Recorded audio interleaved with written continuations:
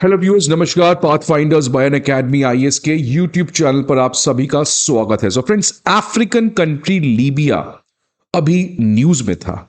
24 दिसंबर को लीबिया के जो आर्मी चीफ हैं along with four other important army officials, they were killed in a plane crash in Turkey. Investigation इस चीज की चल रही है। ऑफिशियल ट्रिप पर लीबिया के आर्मी चीफ टर्की गए थे and while he was returning back from there the plane crashed. This was something a very regular event. सभी को लगा कि प्लेन क्रैश तो होता ही है। हमारे भारत में भी chief of defence staff general Bipin Rawat ji की भी इसी तरीके से plane crash because of not good weather और anything else, the plane crashed.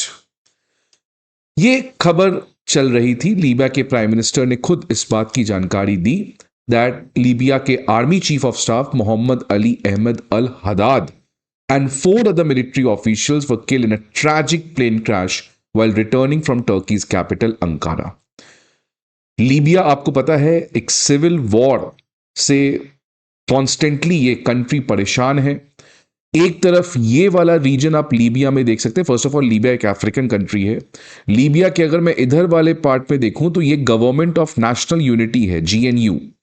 ये एक यूनाइटेड नेशन की द्वारा रिकॉग्नाइज्ड गवर्नमेंट है यहाँ पे, और जो लीबिया के आर्मी चीफ हैं वो भी इस गवर्नमेंट को रिप्रेजेंट करते हैं।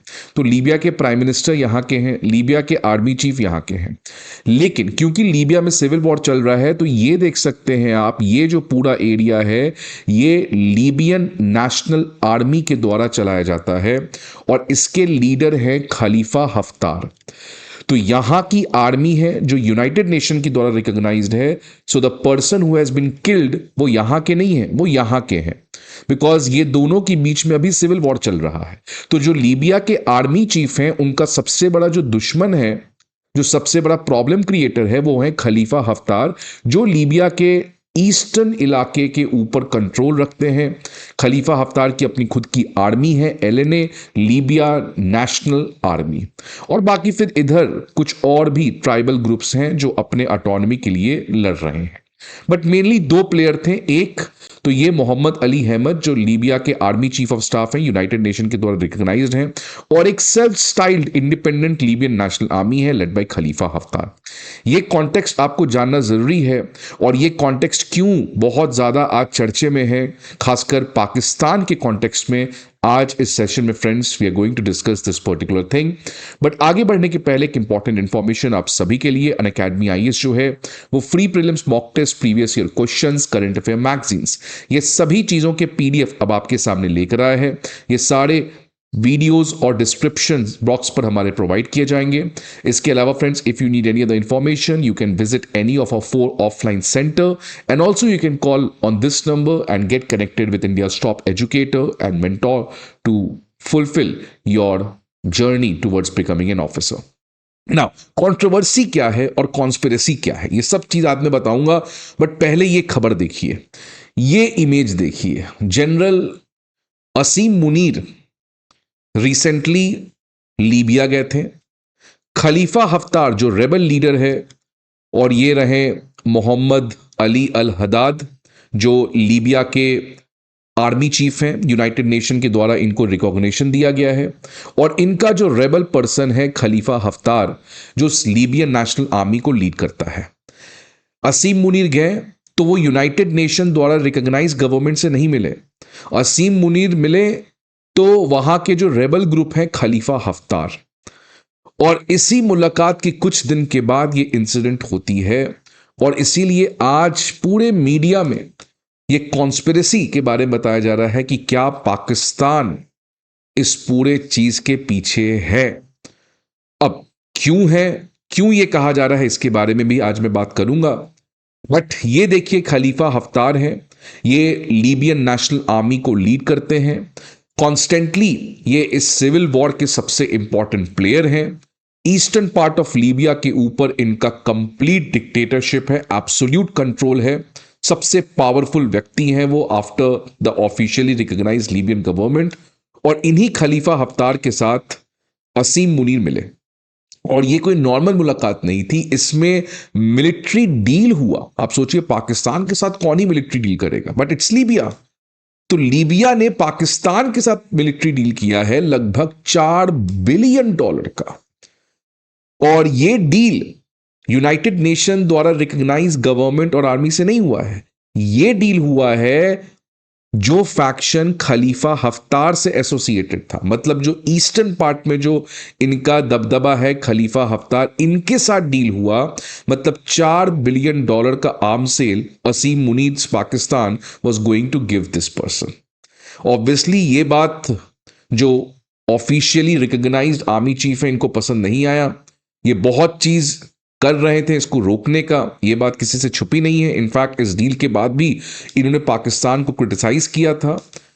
और ये $4 बिलियन का डील जो है ये पाकिस्तान के लिए और प्रॉब्लम बना था, बिकॉज यूनाइटेड नेशन का आर्म्स एम्बार्गो है कि कोई भी लीबिया को वेपन नहीं बेचेगा, इसका भी पाकिस्तान ने वायलेट किया। और पाकिस्तान ने लीबिया में इस तरीके के आर्म्स को देकर और इस सिविल वॉर को बढ़ाने का प्रयास किया। देख सकते हैं लगभग $4 बिलियन का आर्म्स एक्सपोर्ट डील, ये जो कि पहली बार पाकिस्तान ने किया है किसी भी कंट्री के साथ। From JF-17 to trainer aircraft, हर तरीके के सोफिस्टिकेटेड वेपन्स देने की बातचीत की गई थी असीम मुनीर के द्वारा। और इसी के बाद फ्रेंड्स ये इंसिडेंट हुआ है। तो कॉन्स्पिरेसी ये चल रहा है कि क्या पाकिस्तान ने खलीफा हफ्तार को एक एंटी एयरक्राफ्ट वेपन दिया जिसकी वजह से ये पूरा डिस्ट्रक्शन हुआ है? क्या टर्की भी पाकिस्तान के साथ मिलकर ये काम किया है? तो अब बहुत तरह की कॉन्स्पिरेसी चल रहे हैं कि क्या टर्की पाकिस्तान ने मिलकर उस पूरे एरिया का जो सबसे बड़ा ऑब्स्टिकल है लीबिया के ऑफिशियली रिकॉग्नाइज आर्मी चीफ को हटा दिया, सो दैट खलीफा हफ्तार जो हैं वो अब लीबिया के फुल फ्लेजेड लीडर आने वाले समय में बन सके। ये अब बहुत ज्यादा कॉन्स्पिरेसी है फ्रेंड्स। अब लेट्स सी क्या होता है। बट असीम मुनीर वापस से लीबिया गए और उन्होंने वापस से झूठ बोला। फिर से उन्होंने वही ऑपरेशन सिंदूर में कैसे इंडिया के रफाल जेट्स को इन्होंने अपने सपनों में गिराया, मिराज 2000, सुकोई 30, MiG-29 एयरक्राफ्ट सबको शॉट डाउन कर दिया। Pakistan air force shot down Indian Rafale fighter jets, Mirage, Sukhoi, MiG-29। In fact S-400 को भी इन्होंने नहीं छोड़ा। सो वापस से पाकिस्तान जो है वो इस तरीके से नैरेटिव प्रोपोगंडा चलाने का काम किया। और ऑब्वियसली फ्रेंड्स क्लियर है कि पाकिस्तान टर्की अकेले नहीं है, इसमें चाइना भी है। बिकॉज आपको पता है पहले भी इसी साल यूएस की रिपोर्ट रिलीज हुई जिसमें यह कहा गया कि कैसे ये रफाल के अगेंस्ट फेक प्रोपोगंडा चलाया गया था, चाइना ने मास्टरमाइंड किया था सो दैट चाइना की डिफेंस बढ़ सके। तो पाकिस्तान जो दे रहा है लीबिया को वो ऑब्वियसली चाइनीज वेपन दे रहा है। तो मतलब ऑब्वियसली चाइना जो है वो इस पूरे डील का एक बहुत अहम हिस्सा होगा। तो फ्रेंड्स अब ये क्लियर है कि किस तरीके से this is a greatest intervention, non-state performance by a army chief of Pakistan, and how much irresponsible the state of Pakistan is कि वो ऐसे incidents को officially conduct करता है।